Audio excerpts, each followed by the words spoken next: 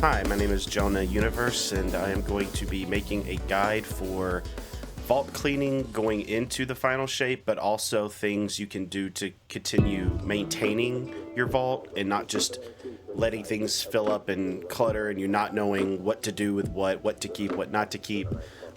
So I'll just get right into it. The first thing I want to say is we're going to be using Destiny Item Manager. It's a website.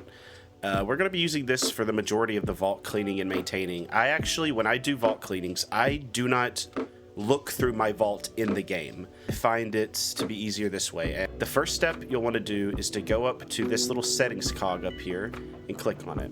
And then you're going to want to have your items sorted like I do here. Now you can obviously do things differently, but this really helps make the items more presentable and organized in Destiny Item Manager in your vault. So how I have it here, it will organize my weapons starting by type, then by rarity, then alphabetically, then by their elemental type, then by their power level, and then tag you don't really need to have. It's just if you have things tagged as like PvP or PvE or arc build. That's more of a Destiny Item Manager thing. It's not really relevant to the game, so don't worry about it really. And I'll show you now what that looks like. We go back over to inventory. So as you can see here, it has my auto rifle sorted by exotic first, then legendaries, and so on.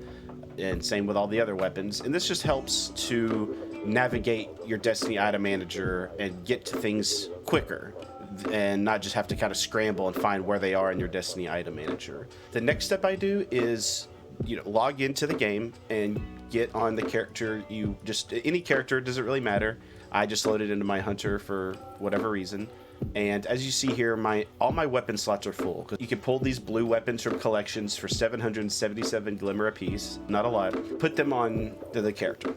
Then back over to Destiny Item Manager, and how I like to start, go up to the search bar and type in is:"dupe. Just like this. It will highlight all weapons you have duplicates of. This is a great place to start whittling down duplicates of weapons. As you can see here, I have 3 of these Waking Vigils, and I can go through here and decide which ones I want to keep. And then what I like to do, take my highlighted weapons. You'll want to check what's equipped on your other characters, of course. But let's say I'll start here with Edge Transit. I will move every Edge Transit I have over to my characters in Destiny Item Manager. And of course you can do this in the game. It's just the reason I do this is because it gets tricky with what's equipped on your other characters. You might be sorting through your vault in the game and be like, okay, I found my God roll succession that I want to keep.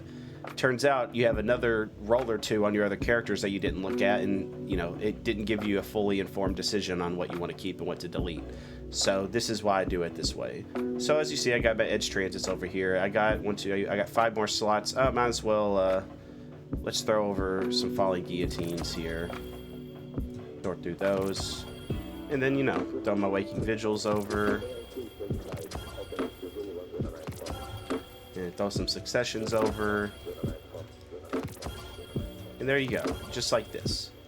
And now that we're back in the game, you can go to your character and know that you're looking at all the successions you have. You're not overlooking one, and you can right then and there start to decide what you want to pick to keep.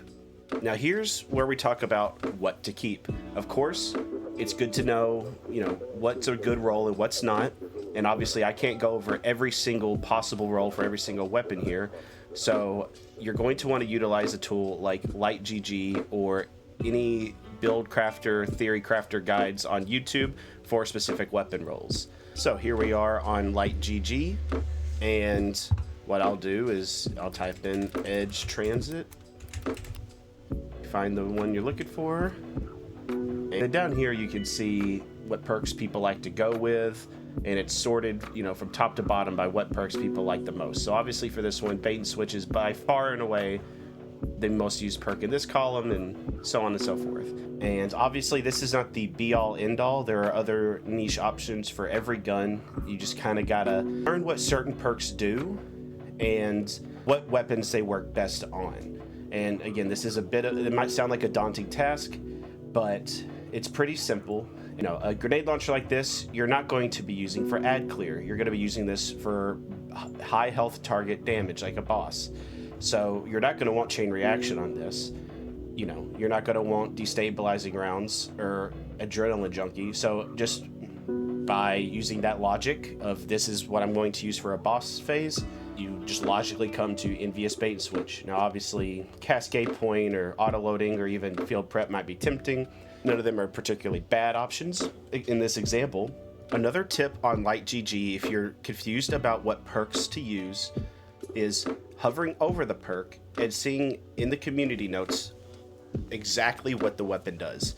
In game, bait and switch, it just says it gives you a damage boost. You don't know how much that is. So is bait and switch better than frenzy? I have to jump through all these hoops to proc bait and switch. What about frenzy? Well, as you see here, bait and switch gives you 30% increased damage for 10 seconds. Frenzy gives you 15. Clearly, this is what has informed this decision. So if you're ever confused about exactly what a perk does and you're trying to make a decision, this is what I like to do. Obviously, Googling it and YouTubing as well is definitely advised.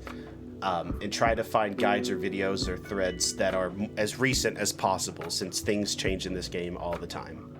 Now, as far as dupe weapons go, it's totally fair to keep multiple copies of the same weapon that fulfill different roles. You might have a PvP BXR battler like I have here with kill clip perpetual, and I have a PvE role. You don't need this for every single weapon, but if it's a very good weapon in both areas of the game, I completely understand keeping that. I do it myself plenty of times. I've already cleaned my vault pretty recently, so a lot of these dupes you're seeing are ones that I made that decision on. I also have some sunset weapons that I'm looking to try out once sunsetting is removed from the game. And yeah, I have some older weapons that might not even be good, but I have sentimental value attached to them, such as my original Midnight Coup, my original Twilight Oath here, my original Falling Guillotine over here, and so on and so forth. So I think it's totally fair to have some sentimental picks. Okay, I'm good on the dupes. What do I do now? Okay, the next thing I like to do when looking at sorting through my vault is typing is:"crafted." Now you can pretty much do this at any stage in the vault cleaning process, but here's the thing. You do not need to have every pattern that you've unlocked crafted and in your vault and in your inventory. I see a lot of people do this and it's just completely unnecessary. Think of crafting and your patterns as an extension of your vault, and think of them as weapons that you could just pull from collections like old static rolls. Let's look at the Typon 4F4 in my vault as a better example. This thing has been crept out of the meta by Doomed Petitioner, and so even though I've spent 2 Ascendant alloys on this, yeah, that sucks to get rid of them, but the thing is, you're not going to get them back even if this thing just sits in my vault forever, right? And you can farm Onslaught. You get Ascendant alloys at the end of that. You can do other things for Ascendant alloys. I forget all what you can do for it. You can look that up, but it's not a big deal. These are already spent. I can't get them back, so I'll just show you here that I can do this. Okay, it's not unlocking. There we go. And there it goes. So there's that. And that's a slot clear for me. I don't need it. If somehow, oh my gosh, Bungie changed it. The gun's busted now. It's the best weapon in the game. I just go craft another one. It doesn't matter. I now have one less spot in my vault. I can breathe slightly easier right now. Next thing I like to do, for example, is type is auto rifle. Just like that, all one word, with a colon between is and auto rifle. This will highlight all of your auto rifles, for example. So what I like to do now is look at what elements I have covered. So as you see, besides exotics, we're not looking at exotics right now, I have 2 kinetic auto rifles, 1 stasis, 1 strand. Now this is not a hard set in stone rule, but I just generally like to keep 1 weapon of every element, as in 1 solar auto rifle, 1 void auto rifle, and 1 arc. Now, as you see, I have more than exactly what I just said. I have another solar here. And if I did is hand cannon, you'll see I break this rule all the time. You know, very much a hand cannon lover. You might be a lover of another weapon type and you want to keep a lot of those. That's totally fine. Generally, to help me whittle things down, I'm like, you know what? I really only need to keep this minimum, one of each, and you don't even really need that. Now that match game is out of the game, it's not really necessary. It's just really useful to keep the good weapons. If you have 24 auto rifles in your energy slot, what you could do to help you even more is do is auto rifle and then space is arc. This will highlight only your arc auto rifles.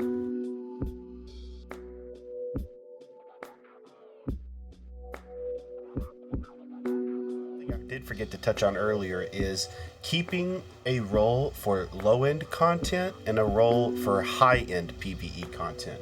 For example, I have this Midnight Coup here with explosive payload and frenzy with an option for kinetic tremors. This is better for high-end content. Of course, it will work in low-end, no problem. Most things do, but explosive payload frenzy, these are perks that don't require kills to be effective. And in high-end content, you're not slaying out and killing as much. So this is more advised for higher-end content. Where something like this Midnight Coup over here is Firefly One for All. Now this is my, low-end just slaying out role. Firefly will proc an explosion. If that explosion touches some other enemies, it'll proc One for All. Great fun weapon for low-end content. Could I take it into high-end stuff? I mean, sure, but this is a weapon that I really love and use a lot of. Again, you don't need to do this for every single weapon, just for some favorites, just for some meta picks, but it is something to consider. I think it's totally fair to keep oddities and rarities. What do I mean by that? I mean things like these little trinkets you got for the Archie quest recently, the little doggy. Of course, I want to keep these. I want to keep these little callus tokens that just have no use. Obviously, I know I could delete these at any point if I do need the spot, if it gets that bad, but I like to keep some oddities, and I think you should feel like you can too. There are plenty of slots that you can open up for weapons that you'll never use and wouldn't even like to use, and I think it's more valuable to have some space for some oddities that maybe have sentimental value or remind you of a quest, or like, oh, I did that quest with that friend, so on and so forth. Now, an example of an oddity of a weapon would be this Zauli's Bane, or however you pronounce it. This dropped from Pantheon, and it does not have a masterwork active. You have to select it. This is very uncommon. I think this is the only time anything like this has happened. Not me as an isolated incident, but that first week of Pantheon, I know this was happening. And so it's unique. It's a bit of a unicorn, and I like to keep weird little unicorn weapons like that. The last thing I want to touch on is exotics. Now, you can do is exotic just to highlight them. It makes total sense to want to try to keep all the exotic weapons in your vault to be able to use them at any time. However, I think it's very, very important to ask yourself, when was the last time I used this? Will I ever use it? Would it even be like a fun, goofy thing I pull out in a private match with my friends? Is this a complete waste of a spot? And the truth is, you can pull exotic weapons. You really don't need them if you're not actively using them. I have clearly a whole lot of them. Most of these I either have a very high kill tracker on, and I don't want to get rid of them. Not this, I know this is not particularly a lot. Like my sunshot here. Now, this is pretty low for a sunshot this season, I'm sure, but I'm probably never going to delete this, because even if this gun gets destroyed by nerfs, kill counter is a bit of a relic of a bygone age, potentially.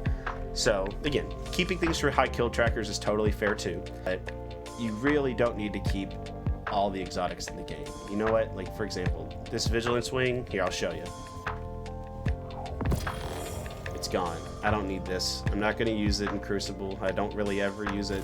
It's gone. I mean, if you use Vigilance Wing, obviously, feel free to keep it. That was just an example.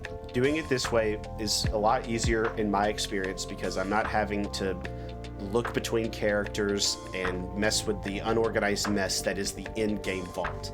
This makes it so much easier. Now we're going to move on to armor, which is quite a bit trickier. As you can see, I have a massive amount of armor. That's because I did a lot of armor farming, like all these hunter pieces here of the same type that I will I'm working on later today. I would kind of ignore that for the time being. Don't use is dupe for legendary armors because they all obviously have different stats, and you're not looking to keep one specific type of armor since transmog is in the game. Ignore is dupe for legendaries. We'll get to that later.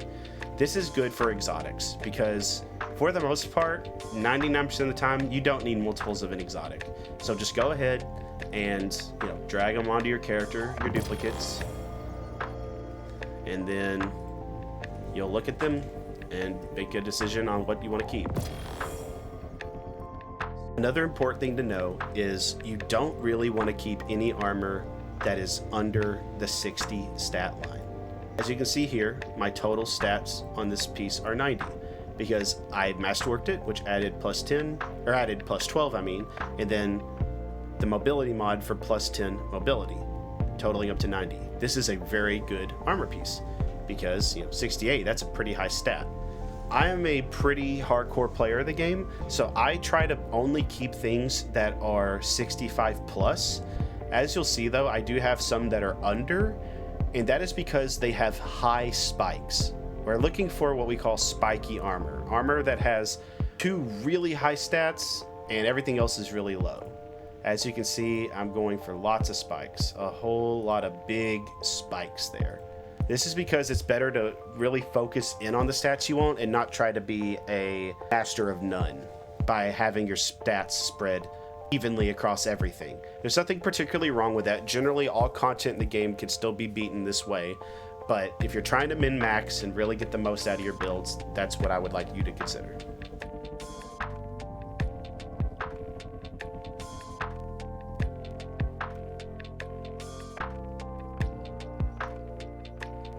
Something else that's important is understanding artifice armor.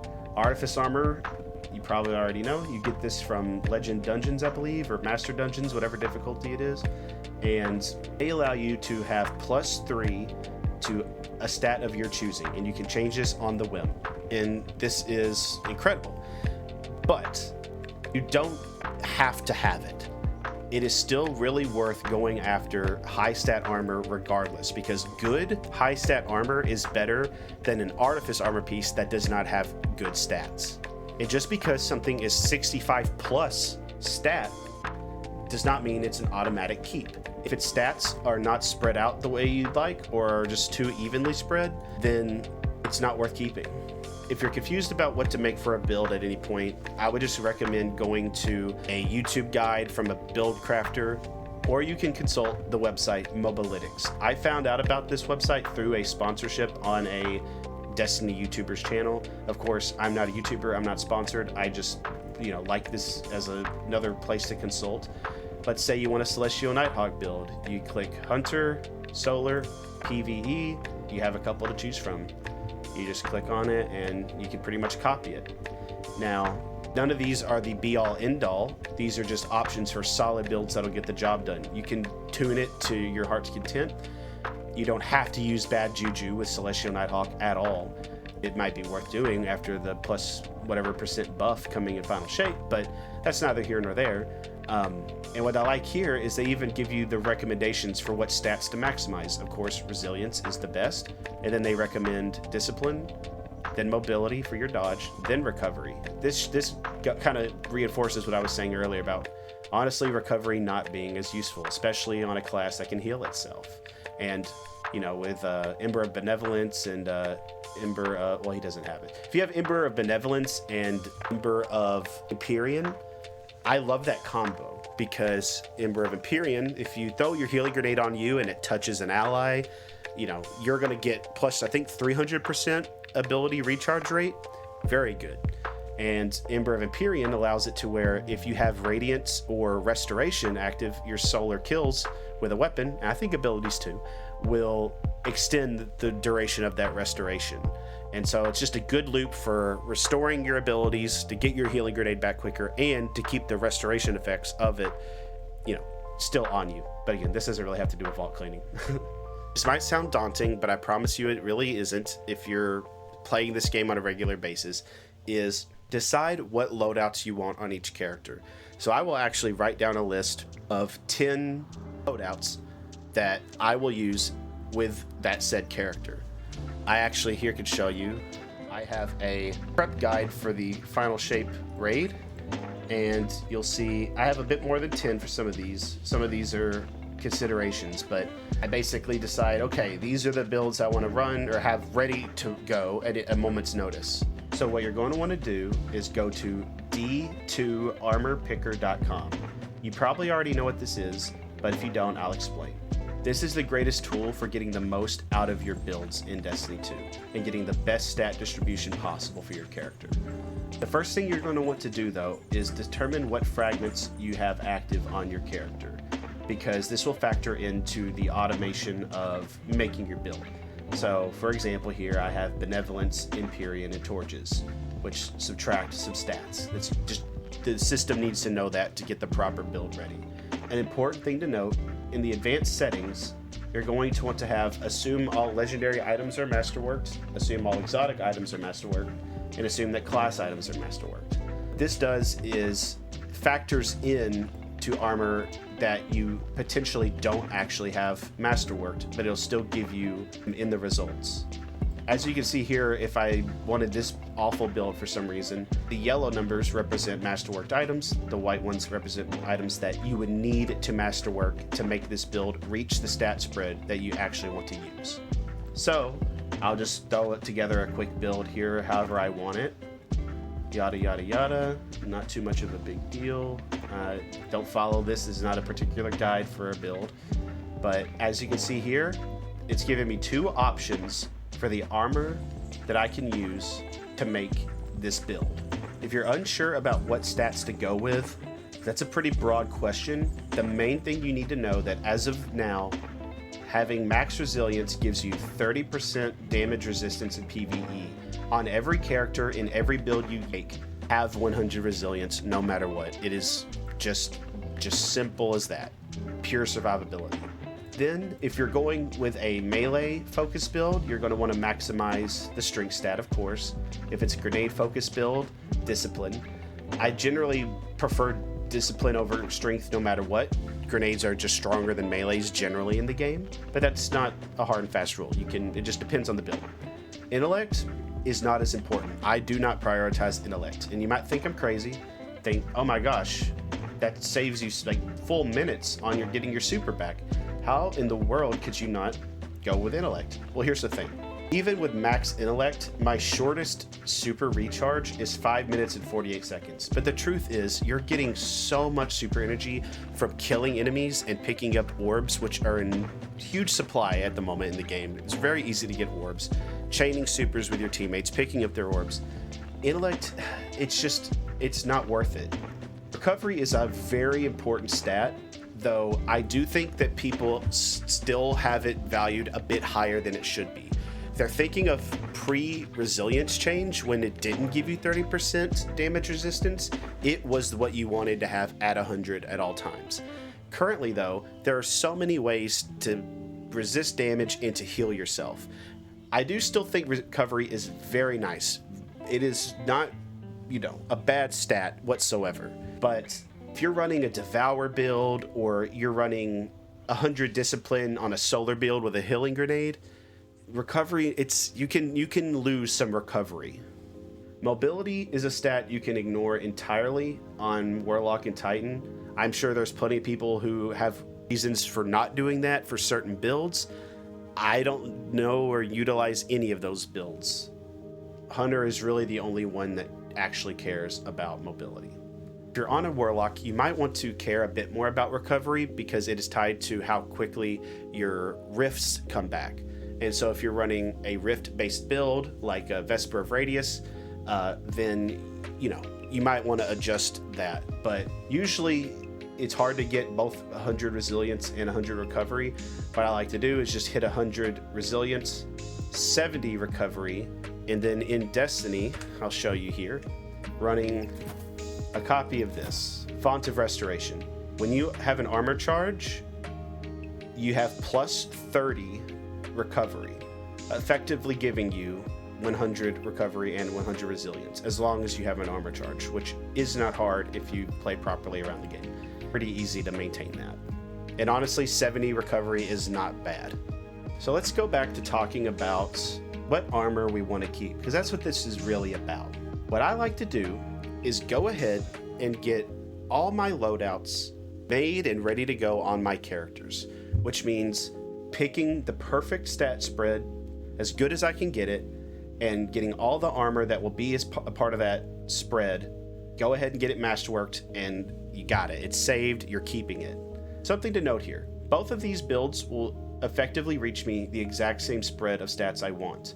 This one requires me to masterwork this chest piece that I currently don't have masterworked. This one, all my pieces are already masterworked. This is what you would want to go with in an ideal situation. Going with the build that has as many armor pieces already masterworked as possible. This will of course just save you your materials and end up saving you space in your vault. Because once you are done on that character getting all 10 of your loadouts, or however many loadouts you realistically plan on using, you get them all perfectly set up as you want, as close as they can be, and then I like to basically just delete all the armor for that character, all the legendary armor for that character, just delete it all, because I have the best armor that I could have for my builds on me, ready to go. It's already set. The other pieces, maybe in a few years they might crop up and be a part of a build, maybe, but more than likely not. Now that I've done this a couple times, I have a couple armor pieces that constantly get used by Destiny Item Manager to reach the builds I want. Now, as you can see here for this random Lucky Pants build I threw together, some of these armor pieces are really, really high stat. 26 resilience, 32 discipline. This helmet is in more than half of my builds. If I'm running a high resilience, high discipline build, this is what the Destiny Item Manager picks. This is the best helmet I have in regards to that. So if I have another helmet in my vault that's like 24 resilience, 29 discipline, I don't need it. The other little minor stats, just it's not going to make any difference in the long run, or a meaningful difference at least. So once you have your builds done, I pretty much delete most of the armor that I have left over that's not a part of my build. Now, to make that easier and to make sure you don't accidentally, delete anything that you need to keep, I recommend emptying all your armor into the vault. Now, if you don't have the vault slots, I recommend doing the weapon cleaning first. You don't really got to fool with the cloaks. You only really need one cloak anyway, unless you keep one for raids. But then what I like to do is just go through and equip all my armor sets. And, I'll just do those four as an example, but ideally then, all the armor you need for that character and your builds is equipped. You might have, if depending on what builds, you might have some armor overflow. You just are going to need to check and make sure if you do have any armor, if your slots are all full, which hopefully they're not. If they're all full, then move those pieces onto another character, and then just delete what you don't need from your vault. Now, I highly recommend never keeping all your slots full. You're going to have stuff go to the postmaster. You're going to lose items. See here, I activated all of my builds. So all the armor I need from my hunter, through all those pieces I have, you saw in my vault. All those pieces really just come down to this. This is all I really need for all these different builds. Now, since there's clearly a lot of space left over and a lot of exotics I'm not actively using, it's going to look a little better. But look at that. I still have spots for more loot, and I won't lose stuff to the postmaster, and now I can pretty much just delete all the legendary armor in my vault. There might be some that are, so good, so juicy, you might want to, hold on to those for later, but generally, it's just not necessary. You got your best armor pieces ready to go. Destiny Item Manager has already helped you determine what the best pieces are simply by optimizing your builds. Well, that's basically all I have. Hopefully, I have edited this in a way that makes it make any kind of sense. But yeah, goodbye.